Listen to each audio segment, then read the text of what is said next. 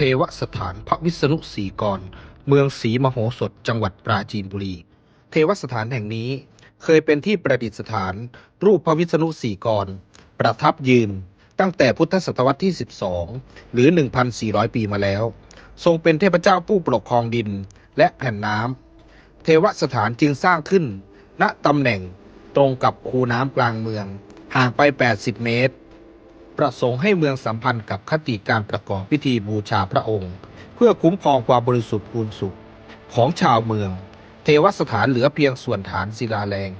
รูปสี่เหลี่ยมผืนผ้ามีมุกด้านหน้าคล้ายแท่นส่งน้ำเทวรูปขนาด9 คูณ 12 เมตรมุมฐานทั้งสองข้างสกัดเป็นวงโค้งสันนิษฐานว่าเป็นช่องสำหรับวางแท่นเพื่อประดิษฐานรูปเคารพของเทพชั้นรองหรือเครื่องบูชาที่มุมทั้งสี่มีฐานเสาวงกลมเพื่อรองรับต้นเสาและโครงสร้างหลังคาเครื่องไม้ทางด้านตะวันตกเฉียงใต้ของเทวสถานแห่งนี้ห่างไปประมาณ17 เมตรมีแท่นศิลาแรงสี่เหลี่ยมจัตุรัสกว้างด้านละ 3.8 เมตรมีเสา5 ฐานเรียงด้านหน้าสันนิษฐานว่าเป็นแท่นสำหรับพราหมณ์ในการประกอบพิธีบูชาพระวิษณุและเทพอื่นๆ